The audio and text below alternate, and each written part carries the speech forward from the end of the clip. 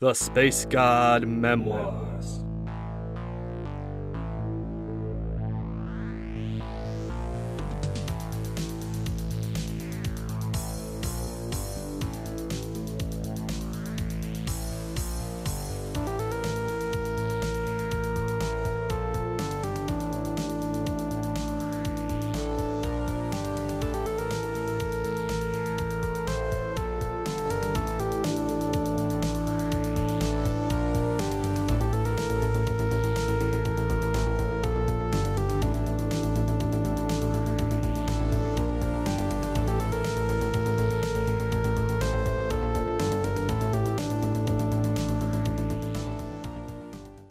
Episode 1. Who am I? Sometimes it's hard to know where to start. Names come and go. Identities fade along with the bodies that wore them, losing all meaning as they dissolve into the depths of time and space. I won't start at the beginning. I know, it sounds a bit ridiculous not to start at the beginning, but after you've been around in this universe a bit, you'll start to realize that the real beginning is quite a ways off. To be honest, I'm not even sure there is a beginning, or if the way things work is just cycle upon cycle, each one birthing the next and all of it moving forward and back to all ends of infinity. And, well, this just isn't that kind of story. Not yet, at least. So we'll start at some kind of beginning. In my final life on Aruvus, I was just a guy called Keph. Sounds like a funny word, eh?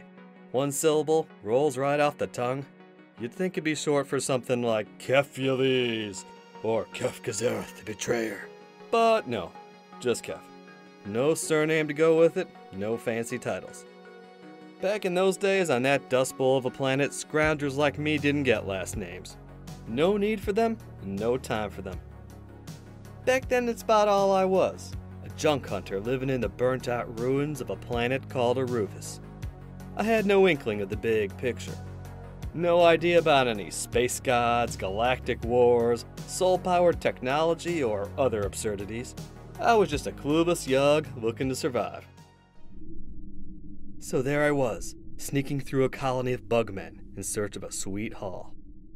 I stood overlooking a dusty valley, the orange light of the setting sun upon my back. Below me waited the Vulda Enclave, its organic structures stretched like rubber over the ruins of an ancient refinery, built back before the Retribution came and the world went to rot. Ahead of me, at the end of a metal bridge, stood the Enclave's center, a bulb-shaped hive that had been built atop the refinery's central tower. Behind it all rose the spiny, conical rock formations that marked the edge of this valley. To my right stood Rayleigh, my near sister, at that time a scrawny teenage girl. Her mass of curly black hair blew wildly in the valley winds. Her clothes were ratty and covered in dust, much like mine, and her face was getting thin. Neither of us had eaten a decent meal in weeks. Rayleigh looked up at me expectantly. "You ready for this, Keph?" she asked. "Yup," I replied. We get in there, you make a distraction, I grab the battery, we both get out and meet up at Carlick Rock. Rayleigh nodded, lowering her gaze. "Guess it's what we gotta do." I could tell she wanted to say more, but didn't. She didn't like this. Neither did I. But neither of us had many options. "Just stay behind me and you'll be fine," I said, tossing her my most confident and phony smile and stepping onto the old metal bridge. With each step we took, the rusty platform creaked and groaned. I hoped that the constant winds would muffle the sounds. Looking down, I could see several of the Vulda, the bugmen busy rummaging through the piles of scrap metal and ancient tech that lay all around their enclave. Thankfully, none of them looked up as they scampered about on their thin lower limbs, their dark blue carapaces aglow in the sunlight. In several moments that felt like hours, we'd crossed the bridge. I stood within the shadow of the hive's entryway, looking into a chamber lit by dim yellow lamps. I ducked in, still keeping to the heavy shadows. Rayleigh slinked silently behind me. Inside, it smelled of metal mixed with a curiously sweet scent I couldn't place. Ahead of us stretched a long chamber, cluttered with crates, barrels, and tables that held ancient engines in various states of repair. One particularly large engine near the room's middle was working, a spherical device with 8 pipes extruding from it that let out a constant cacophony of rumbling clatter. Several Vulda were in the room, adjusting the engines or looking over the contents of the boxes. One of the room's residents was not Vulda, but a tall blue-haired boy, Reuven like us, busy moving around those boxes or handing out tools to the others. Was he a slave? I knew all of Scrag about the Vulda. Did they enslave people? Eat them? One glance around this room told me that this was not our goal. But at the far end of the long chamber, another doorway led deeper, into the heart of the hive. This would be the place for a distraction. I nodded to Rayleigh. She crouched low and crept into the room, keeping hidden behind the boxes as she made her way to the big round engine with all those pipes. I kept an eye on my near sister as I too snuck into the room and took the long way around. When I last caught sight of Rayleigh, she had her hands on the spherical engine and was using one of her tools to loosen the screw on its side. Within seconds, she was out of view. Moments later, the engine's clunking sounds transitioned into a metallic shriek, and it began belching out white smoke from all of its pipes. The bugman buzzed with dismay and ran to assist their dying machine. "Dugga crap!" I heard the Reuven boy shout as he joined them. I used the opportunity to run forward, through the opposite doorway, into the room beyond. Light streamed down from flickering crystal lamps attached to the ceiling, illuminating a chamber of technological oddities.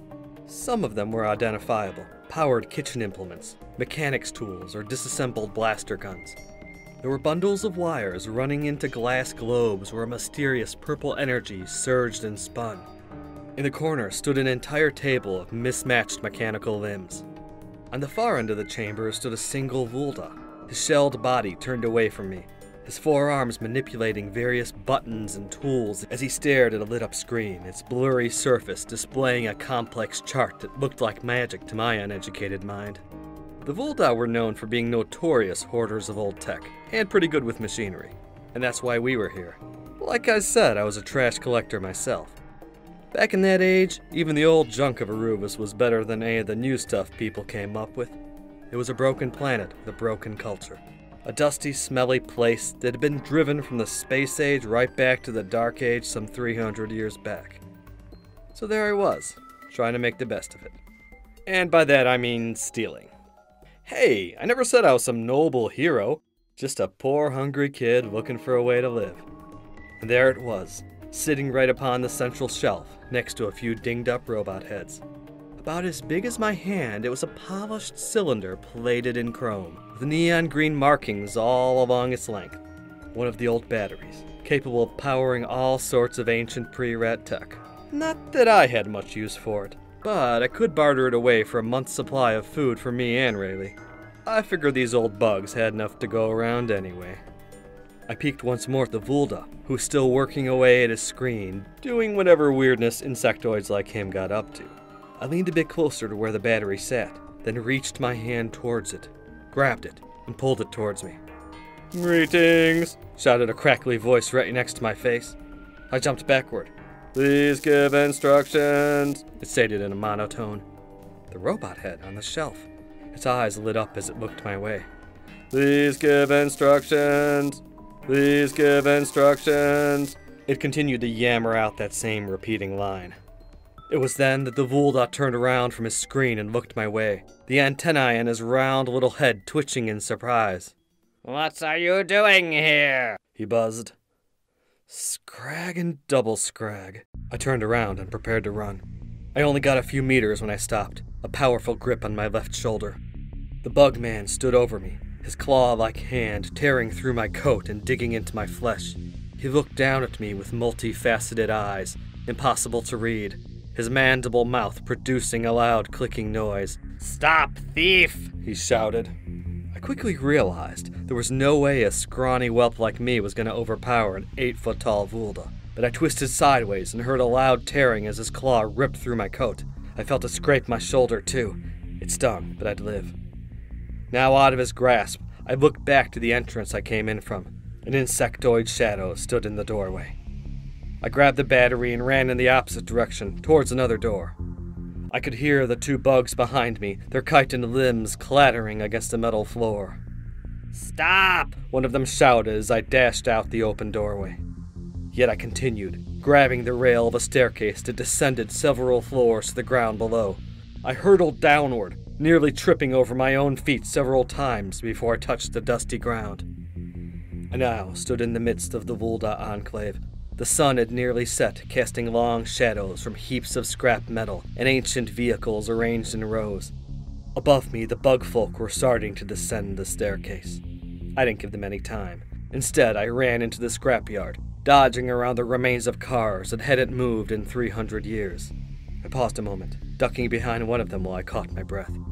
I peeked out, surveying the yard ahead of me. In the fading light, I could barely make out the forms of several more of the bugmen, who hadn't yet seen me but were awfully close.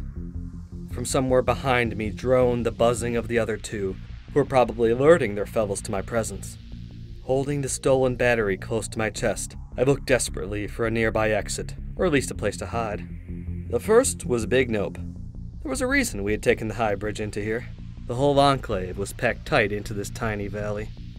As for hiding places, there were so many piles of old rubbish, half-intact vehicles, and junked-out machinery to potentially hide behind. None of the non-exposed ones were close enough for me to get to before the bugs got in range. Except, there, in the dimly lit yard, I noticed it under its canvas tarp.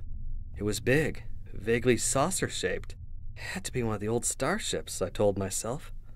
I could see one of its wings gleaming silvery where the tarp didn't quite hang down right. Just looking in its direction, I could feel a curious tingle on the back of my neck. I got that way around the old ships, ever since I was a kid. Telling myself why the scrag not, I made a run for it, as quiet as I could, hoping the Vulda hadn't seen me. I lifted the tarp on the ship and exposed the open entry leading into the saucer-shaped hull. I rolled in and let the tarp fall back into place as I plopped my bottom into the padded seat. I finally let out a breath and loosened my grip on the battery. Outside, I could still hear the scurrying of the bug people and their occasional shouts in a high-pitched buzzing language. For several more minutes, I waited in silence, until the noises outside died down, assuring me that my pursuers hadn't seen my hiding place. Fine enough place to lay low, I told myself, at least until the bugs forgot about me. I briefly wondered if Rayleigh would be all right waiting for me out there. But the girl was smarter than me, I knew that. She'd find shelter, a hiding place. Rayleigh was a survivor, and I was on a starship. I gave myself a moment to look over my surroundings. This was indeed one of the old ships. It sure took up a lot of space, with 2 seats up front and room in the back for about 10. I guessed it had been a transport vessel back in the day. It was broken now, of course, but they all were. No ships had flown in the sky since the disaster struck during the Retribution, long before I was born. But this one was in pretty good shape, considering. Maybe the Vulda had been working on it. Finally letting go of all the tension of the chase, I took a deep breath and let my thoughts flow around me. I didn't know why, but this felt like a good place for it, for just taking a breath and centering myself. Opening my eyes, I let them drift to the exposed panel, where collections of wires and metal tubes stood naked, many of them unconnected, and many more broken at the ends. Above them, faded lettering read D1-SA, probably a designation or serial number, but it made me think of a woman's name. "Hi, Disa," I whispered, a silly smile coming to my lips. "I'm Keph." I immediately felt like an idiot and shut my mouth. Below me, about half the floor was exposed too, revealing a surprisingly simple-looking array of tubes and vents that all led into a circular engine. It was covered in black soot and missing about a third of its outer shell, which was cracked in several places. I turned my gaze to the non-existent window that would have lain in front of the seat, placed my arms fully on the armrests, my hands sliding cleanly into place at their ends, where metallic hand-shaped grooves were indented. I felt oddly comfortable, relaxed, despite the fact that there were bugmen just outside hunting me down. I could imagine this thing working, this relic of a bygone age. I could see myself sitting at the controls and zooming across the stars. I closed my eyes, letting my bottom, sore from days of travel, sink deeper into the chair as my hands pressed firmly into the slots. I looked into darkness, but in that darkness I felt freedom. The freedom to fly away from here, to zoom away from this den of rust, from needs and worries, from tired old Aruvis itself. It was then that I felt something else, the hair on the back of my neck standing up, as a semi-electrical surge coursed up my spine. I was being watched, as if something was aware of me, sensing me. It was not sinister, but expectant, like it was waiting for me to do something or observing my very thoughts. The ship? Was it activating? All the old accounts said that the pre-retribution tech could be activated by thought, though nobody could actually do that anymore. I forced my eyes open, half expecting to see the front lights glowing with an artificial iridescence, or else to feel the ship hovering mid-air. Nothing of the sort, of course. Just another one of my weird feelings. Pretty much useless. Just like this old clunker. "Come on, Disa," I whispered to the inert vessel. "If you're alive, give me a sign. Turn on and let's fly the scrag out of here." I spoke with a joking enthusiasm, a faint smile on my lips, which rapidly faded when the ship continued to do nothing. It was broken, after all, just like everything else was broken on this world, from the ruined cities to the people themselves. I closed my eyes again, exhaustion drifting over me. Moments later, I jolted awake, an intense rumbling all around, but in truth, I couldn't tell if it was coming from the ship or from me. I was shaking, vibration surging from my palms, up through my arms and into the rest of my body. There was definitely something in here with me now, and not one of the Volda. It was like a mind had awakened. For a moment I could feel it beside my own, like another bundle of thoughts and awareness. It wasn't like my mind, no desires of its own, no fears, no sense of identity, but a mind all the same, with a purpose for being. Yet that mind was fragmented, dispersed, scattered, reduced to bits of thought that floated on the edges of my awareness. Nonetheless, I mentally reached out to it, trying to wrap my mind around whatever it was. For an instant, the tarp covering the broken window was gone. All I could see were stars, countless bright stars, zooming by at impossible speeds. The shaking in my body subsided, fading into an energized rush across the edges of my skin. Everything was expanded, like my awareness was spreading outward, as if I was no longer just my body, but also the ship. For just a moment in time, I could feel the controls in front of me, the burnt-out engine below, every frayed wire and dusty nook on the ship like it were my own skin. But just a moment. Then it all fell away, the connection shattering like broken glass. There was a crash like the ship had fallen. Old dust trickled down on me from the ceiling. I slumped back in the seat, stunned and confused. The tarp over the door pulled back. There stood one of the bugmen, peeking his round little head into the ship, his multifaceted eyes gazing down at me with curiosity and wonder. He clicked his mandibles excitedly. "It seems we have found our pilot," he buzzed.